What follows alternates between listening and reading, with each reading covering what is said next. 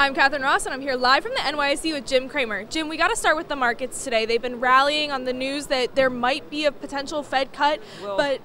Yeah, I mean, what's happened is, for the longest time, if oil went up, the market went up, because it was a sign that maybe things are a little stronger, we're fine. Now, when oil goes down, the market goes up because we want to see weakness, like the ADP number that we got, not the PMI number, but the ADP number. So we want weakness in order to be able to let the cover begin for Jay Powell to cut. Because if you get weak numbers, then it doesn't look like you're just being kowtowing to the president who wants that rate hike repealed. So weak numbers are good. Bad is good again. You mentioned that. Well, let's take a look at the broader markets. What is the most important thing that investors should be paying attention to? Is it oil? I think oil. And now, I had Scott Sheffield on not that long ago. He's the CEO of Pioneer, which I regard as the best oil company in the country. And he was adamant that we're going to be producing 17 million barrels soon. When we were at 5 million, he said we were going to go to 12. So I take his admonition seriously. That's just too much oil. But no one, the whole time that I have been saying that you should be looking at the supply side, the market just looks at the demand side and decides that demand's going down, so therefore the economy is getting soft, therefore the Fed should cut, and that's what's happening. So the CME's Fed Watch has a 53% chance that they cut rates, that the Fed cuts rates in July, and I'm wondering, you yesterday said that you don't think they'll cut rates. See, the problem with all that data is, like, okay, I don't trade bond futures, so I have the luxury of waiting to see what the Friday number is and looking at more data. My retail numbers are very sad. You know, other than Target, Walmart, Costco, retail's very bad. And that does matter. It does matter a lot. Do you think that the Fed will cut rates? In July? In July. I think that the only thing that would keep them from cutting rates is that it's such an admission that you did something stupid in December. So maybe they have to put some time. But could we use a rate cut? Absolutely. I mean, the economy's slowing. Now, Mark Benioff when he was on Mad Money last night, said something very interesting. When you're talking about, well, 2018 was just crazy. That was crazy because of the rate cuts. We're back to 2017, and I think that's significant. We are back to 2017 in some ways, and I hope that the stock market's done nothing for a while, but I think that's because the president has declared war on a lot of our trading partners. Now, the president doesn't think these are trading partners. He thinks they're scofflaws. And I totally get where he's coming from. I have felt that way about China. I certainly have not felt that way about Mexico. And Mexico's played by the rules. But now, you know, the president believes that he ran on the wall, and he ran on Mexico playing on the wall, and that's what you get. I mean, the president's really turning out to be the president that we thought he was going to be when he was elected, which is one that when he was nominated, which is one that is frightening to Wall Street.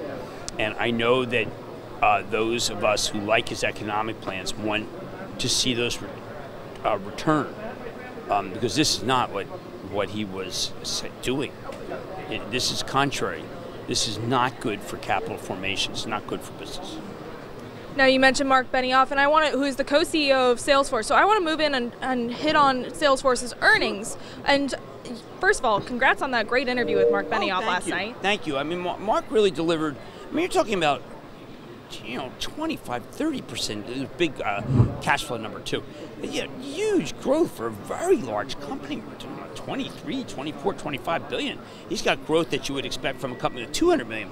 And a lot of it is because the digitizing continues. Mark said that one of his consultants, I don't know whether it be Deloitte or Accenture, or another, but said that we're only 20% there. That's greenfield. Mark is beginning to break away from SAP, from Oracle. I mean, really breaking away from them when it comes to the overall 360 way that he handles customers, particularly since they bought MuleSoft. So it's an Action Alerts name, and it's funny. I said that it would go down after the report, but what happened is it went down 7 before it reported. So it's picking up. Those losses. So let's talk about your real money column from this morning. You wrote about Salesforce. You wrote about their customers and what they're doing right. Well, I mean, this is the issue: is who's the customer? Well, first, how the customer's doing, and Salesforce customers doing well because they have to digitize, and even if they're doing badly in their business, it makes them even more digital because that's the way that they keep up to get their business accelerated. But then who is the customer has a lot to do with what he said at the end of the interview, which is that a lot of people, he wants more regulation because a lot of companies don't know who the customer is and they ought to. He said we're well behind Europe. And then he said that there's some companies where there are people who quit and they tell you, look, we're not pro-customer. And that's an allusion, I believe, to Facebook and to Systrom leaving, who has created Instagram. It was very negative. Mark was very, very negative about what some of the big companies are. I don't know whether Apple's included. I mean, it's obviously, I think that you could make a claim that Alphabet is. Amazon's a good partner of his.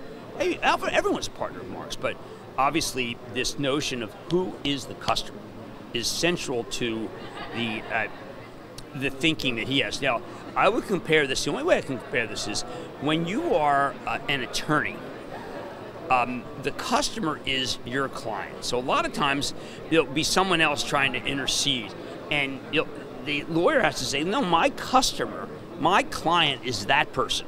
And what Mark wants is a more direct linkage to who the client is, and that is because if you think about Facebook, you may think you're the customer because you post, but the real customer may be the customer who's trying to match you with ads, or the customer who's paying for your name. Now, they've changed a lot of their ways, but that's what Mark's truly concerned about, and he's adamant that this is happening. Now, one of the things he also said was like, hey, Jim, this is nothing new. I've been saying it, but right now we're kind of in a war against tech, and Mark is joining the war because it's not against tech. It's against tech that doesn't know the customer. This is a very big, important distinction, which is what I tried to do in Real Money. And you can go and read his piece on realmoney.com, but Salesforce is also our Real Money stock of the day, which means that Kevin Curran and our other wonderful contributors over on Real Money will be covering this stock head to toe. You really got to read up on it. I mean, when we created it this morning, I was adamant that there's others too. The cloud kings have to be considered, but the market is on tenterhooks here because the president's going to be speaking later today. David Faber was making fun of me, saying all you do is pay attention to the president, and I said, well, look, I can go into how Brown Forman did or AEO. I can do the micro, so to speak, but the macro is, you look at a 3M is a good example. Mark was talking about a Minnesota company, Minneapolis company. He's talking about inputs. I put two and two together. I think it might be 3M, and 3M is auto. Okay, so whatever they have auto is going to come down with these tariffs, and the tariffs are going to crimp business. I was in St. Louis Potosi, and there's a BMW plant there. It's already produced a couple 100,000 cars. Can produce maybe 400,000 if they get it rolling. Remember the BMW? We thought that was all going to go to South Carolina, and if you notice, the strongest stock in the auto group is CarMax, KMX, and that's because it's used cars, no tariff. So something to think about. Let's continue on the tech theme. I want to talk to you about Apple. Last night, Tim Cook made comments to CBS saying that he is not that worried about China retaliating. Yeah, I hope so. I'm a little more worried about our government saying that Apple's got to bring those jobs back to the U.S. And I say that somewhat cynically. Those jobs were never in the U.S. Apple's a worldwide company, and they build where there's demand. They have 2 million people who work for Apple in some way, shape, or form in this country, the developers. And remember, the Justice Department chose that particular moment during the conference call, their big development meeting, to be able to say, listen, we're after Apple. Now, Apple, the case is there too much time. In other words, if you want to sell Real Money, you have to give Apple a certain percentage if you sell it in the App Store. And I've always felt, contrary to some of the other CEOs, I've never been the CEO of TheStreet. I've always felt, well, you have to pay the piper, and that's okay because they're only taking 30 versus AOL, which took 100%. Maybe pay them after they used to pay me. And I think that those of us who have been in the trenches with .com since 1995, as I've been, are grateful for Apple. But being in the App Store is terrific, and it can really lead to a lot of sales. And so you have to pay Apple something. You have nothing without them. So I don't get it. Now, I know with all the new stuff that's going on. Right. I mean, I know Spotify's upset, and I understand that because also they're competing with music. But I think Apple's a great way to sell things, and I just think that we're way off the rails here.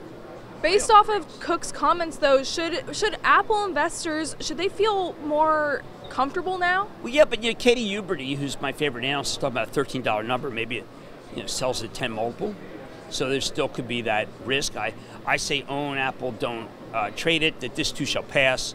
I think Apple's a national treasure. And it's just really crushing me that the administration doesn't seem to recognize that. But I think it's more important to tell people that they don't seem to recognize it. I was going over this with my wife last night, just to kind of soul search. And she said, when you give the administration credence that they may do this, that hurts Apple. And I said, well, I'm not giving them credence at all. I'm making my phone calls, and what I'm getting is this is how they feel. And she was saying, well, why even say that? That just hurts Apple. And I said, I don't know what to do. I mean, I have to be a reporter. I have to report what I know. I can't just say, listen, I'm not going to report that because I don't want to hurt Apple. I'm not the one hurting Apple. I think Apple is fabulous, but my view is very well known. All right, Jim, that's all we have time for today. Thank you for joining us. If you're watching us on TheStreet.com or on Facebook, we are now jumping over to our Action Alerts Plus members-only club video on ActionAlertsPlus.com. We'll be talking about his thoughts on Salesforce's quarter. He's already gone over what he thought about the customers. You can't miss this daily rundown video. I'm Catherine Ross, and we'll see you tomorrow.